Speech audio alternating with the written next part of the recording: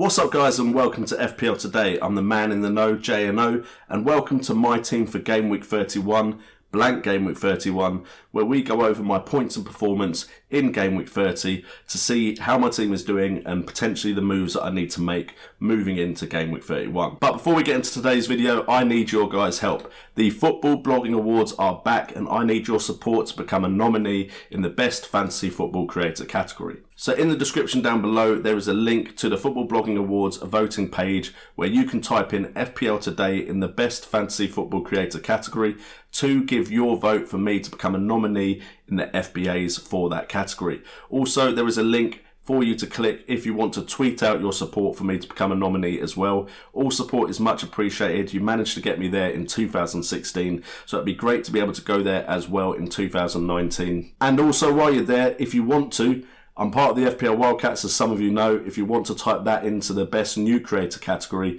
you can do that as well. So let's get on with the video after that cheap plug for me to try and get nominated for the FBAs. And we start off, of course, with the general overview of my side and how I did in Game Week 30. And we managed to get 56 points, but it was with a -4, which means we ended up the game week with 52 points, which saw us drop in rank to 15,534. But considering how some people did that have been planning ahead towards Blank Game Week 31, I'm actually quite pleased with how I did because I know a lot of people did worse. My transfers in last game week were Jamie Vardy, which was a plus, and Trent Alexander-Arnold for DeAndre Yedlin, who I thought wasn't going to play, and of course, as soon as I dropped him, he was back into the Newcastle side. But on the plus side, 52 was 4 points above the average, and I'm still within touching distance of the top 10k. And with a good blank and double game week period coming up for me, I could quite easily see myself get into that top 10k. So fingers crossed all this planning will actually pay off for me and we'll see a rise in rank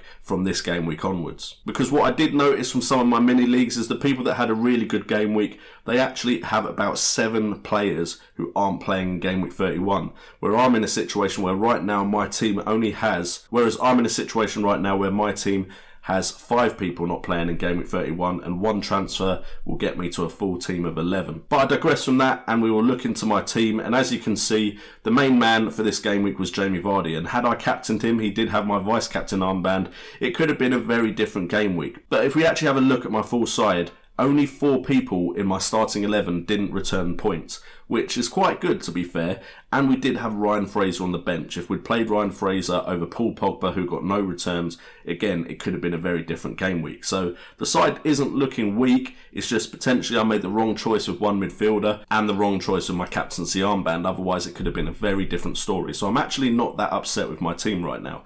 Jamie Vardy, of course, was the star man with 16 points, 2 goals and 1 assist, but also we got 8 points from Raul Jimenez. We got 10 points from Aguero for an assist. Almiron, Salah and Barnes all got 5 points and Digne got 4. So it was only really Tom Heaton, who unfortunately for me has been a punt I've made that hasn't been that successful. And Van Dijk and Robertson, I finally doubled up on Liverpool's defence, and of course I broke it again and they conceded. Them along with Paul Pogba, who compared to the game week before, 1 point is actually an improvement. The team isn't looking too bad. But let's dive in a little bit deeper to see what their underlying stats were like, to see if any players really underperformed. So we start off with the Goalkeeping Defense as always, and we start off with Tom Heaton, and this is going to sound very familiar to those of you that have watched every one of my review videos recently. Tom Heaton, 4.8 million, 0 points from 90 minutes played. Only 1 save, no clean sheet. Let's move on. Anyway, Andrew Robertson and Virgil van Dijk also very disappointing for me, 1 point each, and they've been scoring quite big recently, so as soon as I bring in another Liverpool defender, again it seems to all go Pete Tong. 90 minutes played for both of them, no clean sheet, no bonus points. Robertson did have 3 penalty area touches though, with 1 attempt on goal, which was from inside the box. It wasn't on target, also created 2 chances, but to be fair, it was a very good chance in my opinion, and it could have been Robertson's first goal of the season. If it had been, again, it could have made my game week very different. Virgil van Dijk, on the other hand, he only had 1 attempt, it was from outside the box, but he also created 2 chances, and it is Fulham next in Game Week 31, so I've got high hopes for some clean sheet points there. And then Digne, 5.2 million. Everyone's jumped off Digne. I've kept him because he's playing in Game Week 31, and he managed to get me an assist, 4 points from 90 minutes played, the 1 assist, 3 penalty area touches, 2 chances created. Unfortunately, or fortunately depending on who you owned, Newcastle came back and won that game 3-2, which meant of course Digne's points were completely annihilated as far as defensive returns and clean sheets. but with an assist, it meant Digne was actually the best option out of all my defenders to play in this game week, so it's lucky that I did put him into my side. We then move on to the midfield, and as you can see, we actually did okay in midfield. Apart from Paul Pogba, 8.9 million, he's really dropped off recently as far as returns. Didn't help he got another yellow card, 1 point from 90 minutes played. However, the underlying stats, 3 penalty area touches, 2 attempts on goal, 1 from inside the box, which was on target. No big chances, 1 chance created. These underlying stats aren't as good as they were when Solskjaer first came in, which is a bit disappointing. I've of course kept Pogba because I've got a lot of value risen in him from when I brought him in. So a little bit worried about Pogba, but we shall see. With double game weeks coming up, will he still get put into the side? Potentially he will. But there's question marks over Paul Pogba where there weren't a couple of weeks ago. Then the other 3 midfielders all got 5 points apiece. All played the 90 minutes. All got 1 assist, so that's a bit of nice symmetry there between my midfield. No bonus points across the board, but then we go to Almiron with 4 penalty area touches, 3 attempts on goal, 1 from inside the box, 1 on target, but no big chances. Almiron to me is a bit worrying because he looks like a great player, but he just looks like in a side that aren't going to get him as many chances as potentially I would want a player of his calibre getting. Then we've got Harvey Barnes, 5.5 million. He was a punt. He's finally returned some points for me. He actually had 8 penalty area touches, more than Almiron, with 3 attempts on goal, 1 from inside the box, 1 on target, and it was a big chance. Again, slightly better underlying stats than Almiron, with 2 chances created and 1 big chance also created. Barnes' stats are good for a £5.5 million midfielder, but potentially it looks like Maddison might have been worth the risk, because it looks like his partnership with Vardy could flourish under Brendan Rodgers. Then Mohamed Salah, 13.4 million, again an assist, 13 penalty area touches, 5 attempts on goal, 2 from inside the box, 1 on target. No big chances, but also 3 chances created. The issue I have with Salah is he's getting in positions where he should score, and he's just not scoring. His touch looks pretty terrible as well. He just isn't performing like the player from last season. Now, that could be a confidence thing. It just could have been the rub of the green and luck in the first season. It could be that now people are taking him a bit more seriously, so he doesn't have the luxury of a bad touch. A lot of questions around him. With Fulham next, he's not going anywhere, especially as it's a blank game week. But again, seriously considering dropping him for Mane. And last time this happened, he had a really good game week against Bournemouth. So hopefully people are thinking of dropping him and he has a good game week against Fulham. Next season, if he's anywhere near this value, I probably will avoid him for the season until he starts banging in the goals. On a side note, it would have been really nice if I brought in Ryan Fraser for any 4 of these midfielders because he got 13 points, 1 goal, 1 assist. So, you know, why I didn't play him when they're playing Huddersfield, I have no idea. But I really wanted to play Almiron. I really wanted to play Barnes against Fulham. And Pogba and Salah are Pogba and Salah. So I think that was the main issue behind that. And then we move on to the forwards. And all 3 of my forwards returned as well. So lots of returns, just not big enough to keep up with a lot of people in this game week. Of course, with Raheem Sterling getting that hat-trick, if people had him, if people had Rondon, then I only really had Vardy out of the heavy hitters.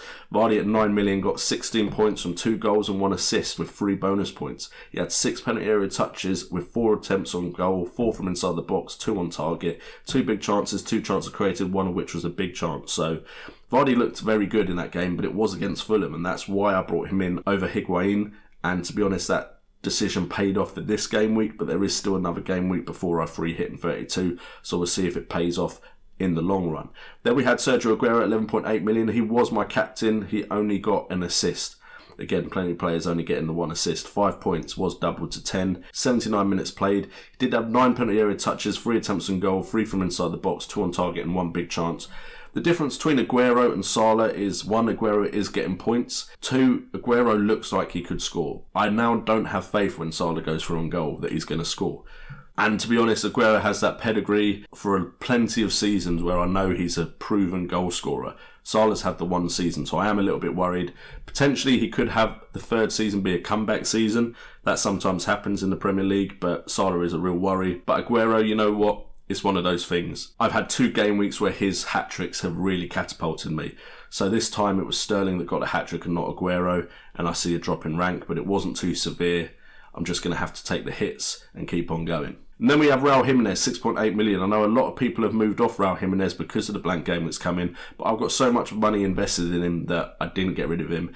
And knowing Wolves against a big top 6 team, I thought there could be some points there, and I picked the right man, Raul Jimenez, getting the goal, getting 8 points from 88 minutes played, 1 penalty area touch, 1 attempt on goal, 1 from inside the box, 1 on target, 1 big chance, but it was the goal. So underlying stats were poor, but he still returned points, and Raul Jimenez has been one of my favourite players of the season. And thankfully I've kept him in my side because of the value I've got in him. And now it won't be a big issue trying to get him in for the double game weeks. And finally we look at my team and how it sets up for Blank Game Week 31. And as you can see, I've already got 10 players playing with a bench of non-players and Aguero not playing as well. So I've got one free transfer, of course, which will give me a team of 11. I do then have the option of taking a -4 for potentially someone like Eden Hazard. And that is because I have enough value in the bank from my transfer from Aguero to who I'm likely to transfer him to be able to bring in an Eden Hazard to get that Chelsea coverage. Now, the Aguero transfer is probably going to be to Callum Wilson because I just really fancy Callum Wilson back in a Bournemouth side that have a good run of fixtures, and also Ryan Fraser and Callum Wilson just seem to play really well together. This transfer isn't just thinking about Blank Game Week 31, it's thinking about my team for Game Week 33. And Bournemouth have some very good fixtures. I could see Callum Wilson rising in price going towards the end of the season as well. And I just think Callum Wilson makes sense for me. I was thinking of Joshua King, I was thinking of Harvey Barnes, and I was thinking of Higuain. But for me, if Callum Wilson is around, he is the option for me. And it seems like Callum Wilson being around may hurt Joshua King's returns. So I'm kind of happy I held off on that transfer because I would have gone King, not knowing how far along Callum Wilson had been in his return from injury. If Callum Wilson is the man in for Aguero, then I can either bring in Hazard for any of my midfielders, to be fair. Most likely looking at Almiron or Barnes if I'm looking at playing midfielders, which would leave me with 11. There is the possibility of doing it for Pogba. The issue with that is when Manchester United have a nice double game week, I am going to want to bring in some Man City options. I do have the free hit chip available and the wildcard available, of course, so I suppose it depends on if I think Pogba's going to drop in value a lot, because the reason he's still there is because I saw a lot of value in him.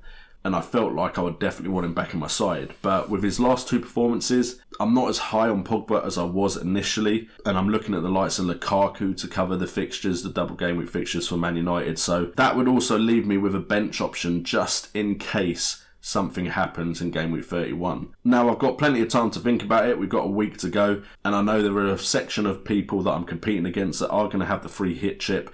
So Hazard being brought in would cover the Chelsea fixture for me, which could be important. I do have Vardy, which will cover the Leicester fixture if I get rid of Barnes. The only fixture I wouldn't have covered really would be Newcastle in case they do something in Game Week 31 if I got rid of Almiron.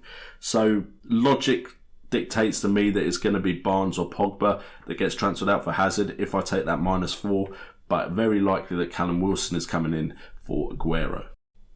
Anyway guys, hopefully you've enjoyed the video today. If you have, please hit that like button, and if you're new to the channel, subscribe and hit that notification bell so you know when my videos go live. Also again, please go support me in the Football Blogging Awards. It would mean the world to me. Been there once, would love to go again, and I really need your support because we are facing some stiff competition, and I need your help of course because we are facing some stiff competition in the Fantasy Football Creator category. And to be honest, this category is new, so I know a lot more fantasy football creators are going to be pushing for it. So if you could go to the description down below and put your vote in for me, thank you so much. And with all that being said, I've been JNO, this has been FPL Today, and remember, it's all about the game.